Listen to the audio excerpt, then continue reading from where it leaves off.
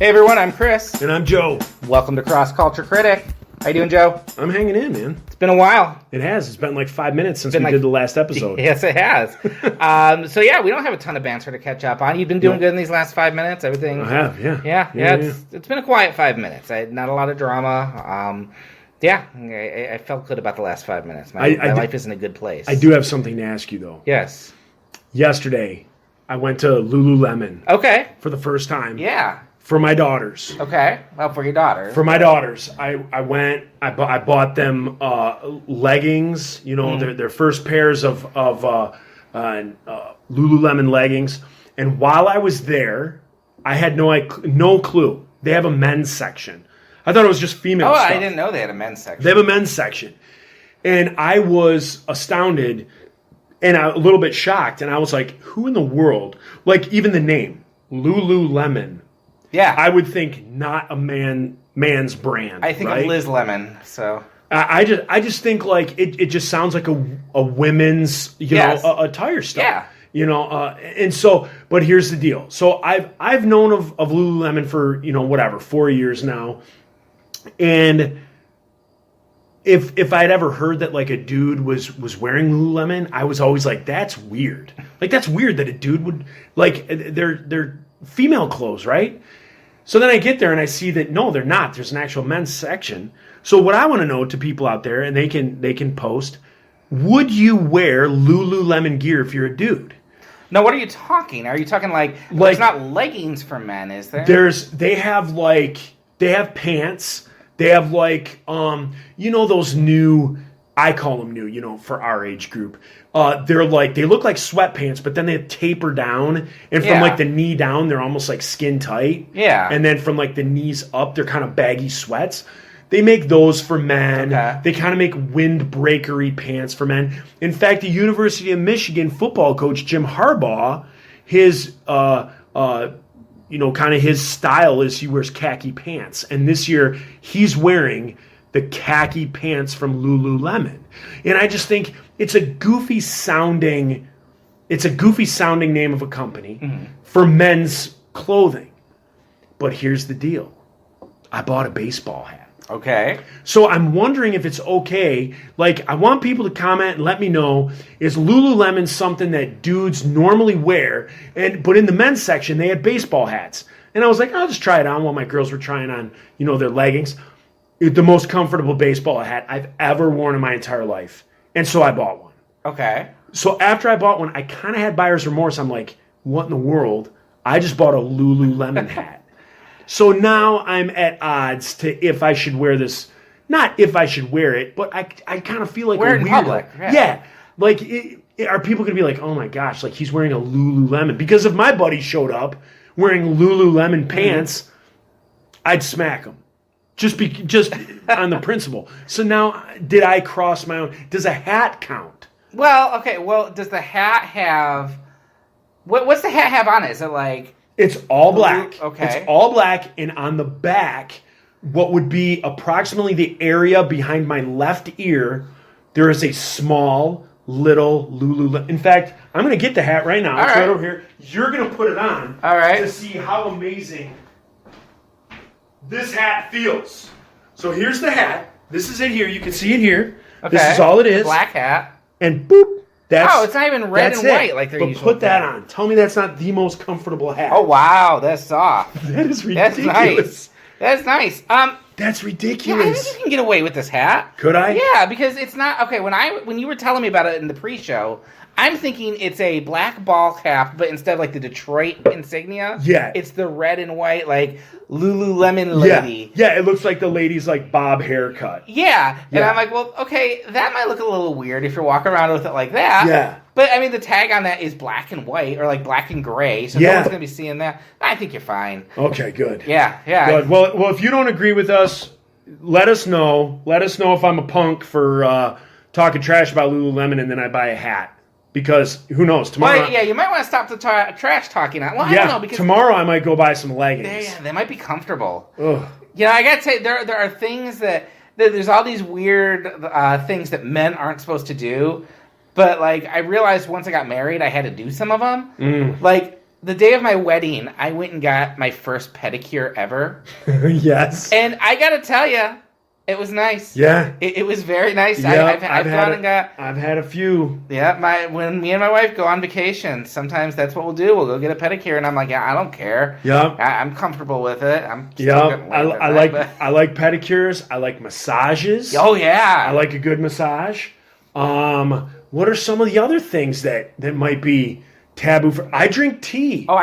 Most dudes are like coffee guys, and I'm a cop, so most dudes in the morning, like they're like, I gotta go get my coffee, and for me, I'm like, I gotta get my tea. Oh, see, I'll still do coffee in the morning, but I used to when I was in my 20s, like every night I'd be at the coffee shop and I would get coffee, and it was about the time I met my wife I started switching over to tea. I think it was just getting older, better on my stomach. Things like that. But I love the taste of tea. I'm drinking a nice little Chinese flower tea from Big B right now. And it is wonderful. I'm drinking a Tivana Winterberry. Oh, that sounds good too. Yeah. The other thing is that I always thought was going to be a girly thing, but my wife loves them, so we went bed and breakfast. Oh, see, I haven't gone down the bed and breakfast. You got to go to the right one. Like I can't. There are some. Like I've tried to surprise my wife and like look up bed and breakfast, and there are so many that just look like, like my grandma's room. And I'm like, I'm not taking it here because nothing's gonna happen here if we're in a room that looks like my grandma's room. Right. But we stayed at this one. We've stayed at a few, but there was one we stayed at in. Now, when you say nothing's gonna happen, what do you mean? What things would? Sexy time. Oh. I thought you were going down that road, and then I really wanted to know more details. Yeah. So, family podcast. But, no, so we went to this one in Bay City, the Webster House. This is old, 100-year-old house. Best breakfast I've ever had in my life. Really? Free wine in the, just in a cooler outside your room. So you could go to the little refrigerator, get bottles of wine, hot tub right in the room. Soft as a bed. Did you have to share that hot tub with other guests staying at the house? No, it was in our room. You got your own private? It was in our room, and actually, one year we went, my wife was pregnant, so I didn't even have to share with her. Nice. So yeah, it was. I could get into the bed and breakfast thing, but some of them, look like my grandma's house. So yeah, I think there's kind of, as you get older, you just realize some of those gender lines are a little weird. Maybe you're right. Maybe I just grew up a little bit today. Maybe in the last 5 minutes I've grown up. I think you're in a new place, and you should be happy with that. Yeah, I think I'm going to start wearing Lululemon. All right. And thongs. Sounds great. Today's a quick podcast, a little short batch type thing. I'm trying to get to the point where we have some content like every week, like whether it's an interview or one of our longer shows. So we had a icebreaker a few weeks ago I wanted to do, and I just thought, this might be fun to turn into an actual episode. So I want to know... The big thing to do right now when it's like a lazy night is just turn on Netflix or Hulu Netflix and chill, baby. That's right. I'm married, so we don't do that. But it's Netflix and tell the kids to keep going to bed. Right. But so I want to know like what are not your favorite Netflix shows, but we all have those shows that we just, no matter how many times we've seen them. Mm-hmm. We'll go. That's our comfort food. It's like whether I'm folding laundry or something, I will put on an old episode of a show. And I picked out 3. I want to know what yours are too. What are your go-to? Do we want to do this again, where we do my 3, your 3, my number 2, your number 2? Yeah, let's do that. Okay. It's one that my number 3 is one that for the longest time I loved it. Obviously, when you hear it, it's going to have the track record, which is Seinfeld. Okay, yes. Seinfeld, fantastic show. I watched it when everybody else did, when it was on, and every Thursday night it came on. And what happens is it went off the air, obviously, and I would catch it in reruns every now and then. And I would probably say that I hadn't seen an episode in probably 5 years. Okay. And for whatever reason, about a month ago, one Sunday morning on Hulu, I turned on an episode of Seinfeld. Okay. And it just played. And my girls came over to the house. And so it's lazy Sunday morning. We're kind of sitting around, and we did, everybody at church was gone on vacations and stuff like that. So we knew that church was going to be sparse. So we decided to do like a little family devotion and a little time together. So we did that, and then we went back to kind of watching TV. And so the girls are like, well, what's this? I kind of told them what it was. So we watched it, and then we watched another episode, and another episode, and another episode. And pretty soon, we're 8 episodes in. Yeah. I mean, it's like 1 PM, and we've been watching Seinfeld all morning. And we could have kept watching it, other than we were meeting somebody for like lunch or something like that. You should have told them to come over and watch Seinfeld. We should have. So Seinfeld is my number 3. Yeah, that's a good pick. I think ever since they put that on Hulu, it's been nice. I had seen it before they put it on Hulu just because TBS used to play it all the time. What's funny is I remember in the 90s when it was the most popular show on TV. I remember I loved it, but I always thought, in 20 years... Seinfeld's not going to hold up because it's so of the time and so about what's going on right now. And the show people are going to remember is Friends. And I have gone back and tried to watch Friends on Netflix. Can't do it. Really? Some things work. Other times I'm just like, oh, that's kind of dated. Seinfeld's not dated at all. I don't feel it is either. No, I think because it's about what's going on in the 90s and all these weird cultural things. But it's so ingrained in how people are, which doesn't really change. Exactly. I mean, when it's man hands, good light, bad light. Yep. All that stuff. The stinky car. There's so many things that even like my daughter, like that was one of the things that she thought was funny, like high talker or soft talker. Yeah. Whatever that one is. We watched the one, the Sidler. The dude that's always sidled up, to Elaine, and in those episodes. And, like, my kids were like, oh, Dad, there's a kid at school that sidles up. Like, I'll be talking to a friend and turn to walk away, and all of a sudden, there they are. Yep. And I would have no clue that they were standing next to me for the last, whatever. And so my girls were finding it funny because, again, they would do a man hands, that one, and it it shows like the real pretty lady, and then it cuts to her like breaking the bread at the Italian restaurant or whatever. And my girls, same thing. Dad, so and so has man hands, and so they're laughing about teachers that have man hands and things like that. So I do think it does. It still holds up. I mean, the outfits and stuff are obviously dated. Yeah. But, like, the topics are hysterical. Yeah. The only reason it's not on my list is I couldn't decide whether to put Seinfeld or Curb Your Enthusiasm. Okay. And so I just didn't put either. But for me, my number 3 is Parks and Rec. Okay. I love Parks and Rec. I watched it. I remember when it came on, it was kind of like, oh, this is kind of an Office clone, and I don't like it, the first 6 episodes. And then I had a friend tell me, go back, at the second season, start there, and watch it. It gets good. And that show got good all the way until the end.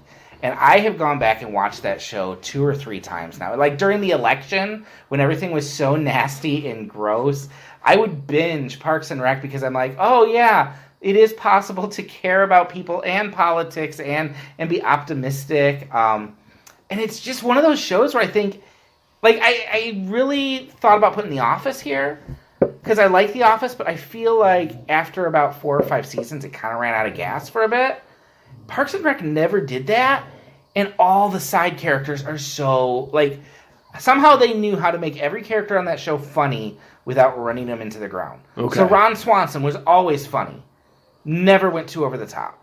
Aziz Ansari, funny, never went over the top. Chris Pratt, hilarious, never went over the top. And then Amy Poehler as Leslie Knope, I love her. Like, Parks and Rec is just, I think, one of the funniest shows, and it just got better and better as it went along. See, I don't think I've ever seen an entire episode all the way through. My girlfriend loves it. Like, it's a good show. I think she would agree with you. Like, it's just always on. Like, her Netflix, it's like last thing watched or whatever. It's always Parks and Rec, and I know she'll like put it on to like, fall asleep at night, things like that. So I know like she really likes that show.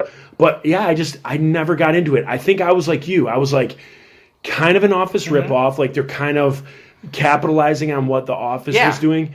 And then it didn't catch me in those first few episodes, and I was just like, nah. Right out of the gate in the second season, it suddenly was a different show. Like they just changed. I had definitely given up by then. Yeah, they changed how everyone approached Amy Poehler. Instead of like making her like a Michael Scott, she was actually so driven and optimistic that it intimidated everyone. Okay, and it just made the show funnier that way. And then figured out how to use Chris Pratt better. They brought in Adam Scott and Rob Lowe.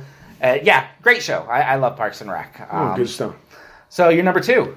My number 2, you've heard me talk about it before, is MASH. Oh, really? I think when we first started, I think our first podcast, we were talking about TV shows or something like that. And I think I had talked about my love for MASH. MASH is one of those ones that if I'm flipping through the channels, I can always watch a good MASH episode. Okay. I remember I hated it growing up. I hated it when that, and again, I think I'm repeating myself from an earlier podcast, but when that music started and those helicopters went on, I remember my mom watching as a kid. I left the room, couldn't stand it. And my summer year between 8th grade and becoming a freshman in high school, one of the TV stations around here at night would play an episode from 10 to 10:30 and then from 10:30 to 11. So you got an hour every night, and they played it in order. And so throughout like the whole summer, it was like back to back, like the best ofs. Okay. It was like the best ofs. And so at the beginning of summer, when it started, and I just happened to catch it that night, was like episode 1, and then like season 1, episode 1. And then they kind of did the best of all throughout the summer. And this was every night, not just like a Sunday night. Yeah, syndication. It was every single night was 2 episodes. So every single night, I mean, I probably missed a couple through the entire summer, but most of the time I was watching every one. And then right before you went back to school, it was like the hour or the 2-hour, finale. Okay. The series, the whole thing, finale. So over one summer, I got to watch so much MASH, and I just loved it. I fell in love with the characters. Mm-hmm. I loved.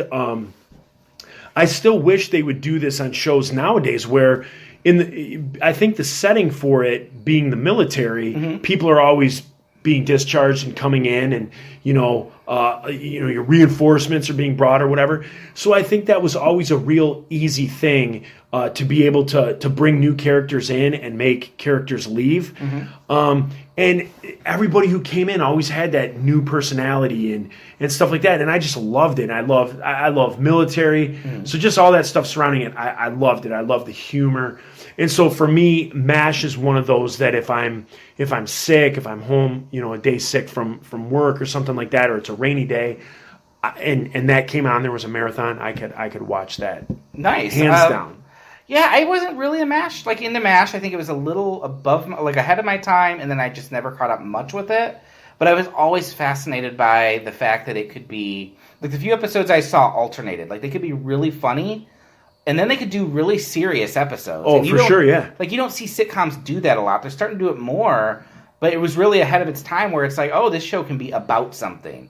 And like I love reading about it. It's a weird show that I haven't seen a ton of, but I've liked what I've seen, and I love to read about it. One thing I got to add, I'm a huge MASH fan, and then when I was with the Insiders, we played this Salvation Army camp in California. Okay. Well, the Salvation Army camp in California, I believe I'm getting this right. I don't think I'm not making it up. It was told to me, but hopefully this is a true story. They said that where MASH was filmed out in the California mountains, that was that property. Oh, really? So they either got it from the studios, donated it to the Salvation Army, or whoever owned that and allowed the TV show to film on their property, then they gave that to the Salvation Army. So I thought it was cool. So while I was there, they're like, yeah, this is like over here is where the tents were, and this was all that. And I was like, oh my gosh, this is awesome. So to kind of have like out of the blue, like one day you're getting ready to play for a big, camp of kids, and just out of the blue, you realize that one of your favorite TV shows of all time was filmed really there. Cool. I was excited by that. Very cool. My number 2 is a little more recent. It is Arrested Development. Great. I have watched Arrested Development 4 or 5 times. Like when my wife and I started dating, I found out she hadn't seen it, and I was like, okay, this is our project for the summer. We're watching Arrested Development, and gosh, that is a show that just gets better every time you watch it. Just all the in-jokes, how how, like, there's this whole thread in season 2, you know, where Buster gets his hand bitten off by the seal. Yeah. Well, I didn't realize until the second or third time that all the episodes before that have these jokes about claws and hands and seals and stuff. Like, they're building up to it. And I didn't know that either. Oh, it's so funny. Yeah. I don't know how one writes a show like that. I don't know either. Like, that show is so brilliant, that cast. Just, you think about it, it's like Michael Cera, Will Arnett, Jason Bateman, Jeffrey Tambor.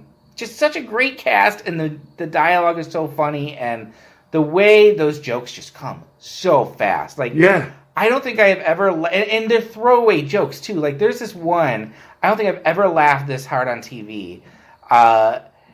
Someone is talking about Michael Cera's character, and they're being really mean, and they call him Opie.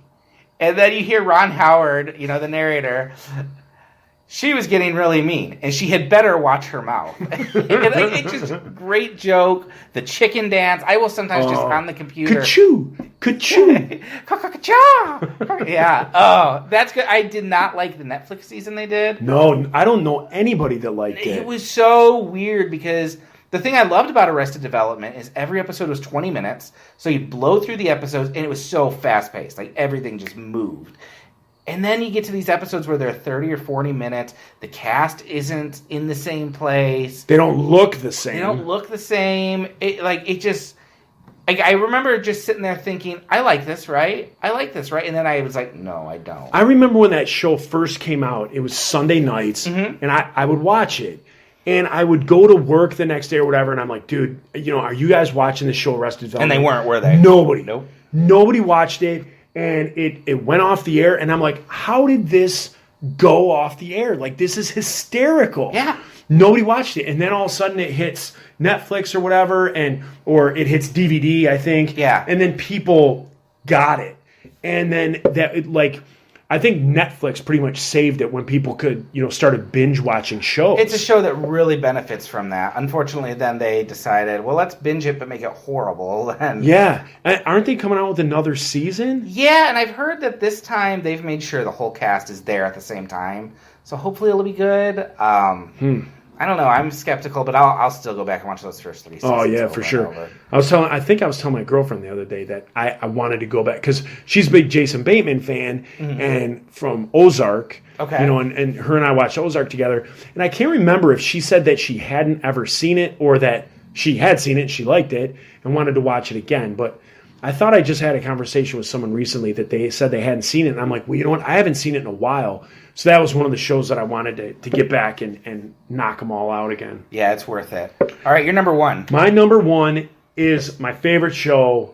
If it's on, I will not disrespect it and turn the channel. If I'm flipping through channels and it's on. And it stays on until it's done, not till I'm done.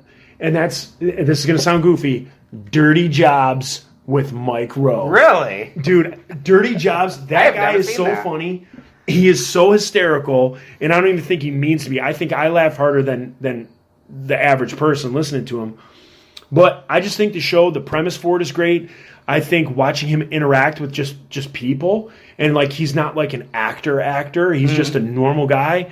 And I love that show. I can watch it all day, and I have.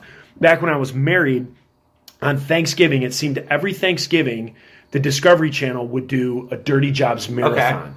And I used to love on Thanksgiving getting over there early to the in-laws' house and going into the man cave, and it would go on the TV, and it would just be Dirty Jobs marathon all day. Those Thanksgiving and marathons. I would just sit there and I would eat, and like the Lions game, you know, or whatever is playing like on some other TV, and I'm up on another TV just watching Dirty Jobs. I love that show. So when you said, hey, let's talk about comfort food shows, that's the one for me that it's just like I shut my brain off. I know I'll laugh. There's a little bit of education behind it, you know, learning these different things. And they, you know, if they're painting, you know, the Mackinac Bridge, you know, the people that have to paint that and go up there, you know, they give you a little history on the bridge and things like that. And there's comedy in it. And it's good, clean, even though it's called Dirty Jobs, it's just good, clean Mike Rowe, who does it, is a good dude. And I just think it's great. And so that is my all-time fave show. I can't change it. If I'm flipping through the channels and I come across it, and I'm like, this has happened at work. I'll be at work in the break room, and I'm flipping through, and that's on, and it stays there. Okay. And people come in like, oh, are you watching this? This is on or this is on. I'm like, yeah, I am watching this. And it does not switch. That's an interesting pick. I don't think I've ever seen an episode. Really? I know of it. I mean, we didn't have cable for so long, so you got to watch one. They're pretty good. Okay, I'll have to check it out. They're pretty funny. Mine again. I stuck with comedy. For me, I guess that's just it. Like I love a good drama, but for me, comedy is like that's what I'll watch over and over. And my number one is such an obvious pick. It's, in my opinion, the greatest TV show ever made. It's The Simpsons. Okay. I grew up like many evangelicals, prohibited from watching The Simpsons. Yeah. Was not allowed to watch it as a kid. So I was in high school by the time it hit syndication. It would be on every day. And it was high school and college. I suddenly started watching The Simpsons, and it just was the perfect time. Yeah. Because I'm like, oh, this isn't just a funny cartoon. This is smart stuff. Yeah. And I was, like, all through college in my early 20s, I was obsessed with The Simpsons. I had Simpsons shirts, Simpsons clocks, Simpsons, like, Clue and Monopoly. Everything was Simpsons. I started buying them all on DVD.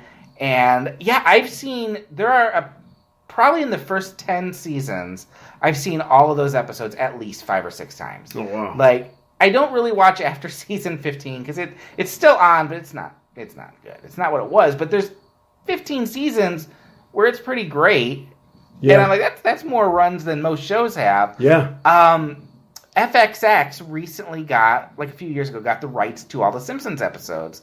So they did a marathon. I think it took 2 weeks of every Simpsons episode ever. I remember that. And they started it on a weekend, and just that weekend, I was indisposed. I was on the couch, like DVR. Like I'd look at my DVR and be like, "Oh, okay. Well, the monorail episode's on at 3 a.m, so I'm going to DVR that so I can get up and watch it." My son was 2; he would sit and watch it with me, which is probably not great, but I would watch it over and over, and I've memorized the jokes.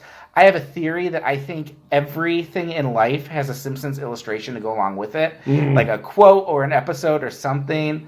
And then I sold my DVDs a few years ago because we were having a garage sale, and I was like, I'll get rid of them. And so I didn't have Simpsons, and we didn't have cable. And then this year we got cable back. And the best part about it is that we have FXX, which does play about 3 hours of Simpsons 3 times a week. But also you can go online to their website, and it's Simpsons World. And as long as you prove that you are a subscriber, you can pull up any Simpsons episode ever made. Seriously? And watch it anytime you want. Oh, and wow. I will kill several hours watching that. I love that show. I think it's brilliant. I think it's funny. Yeah. I was a huge Simpsons fan. Huge.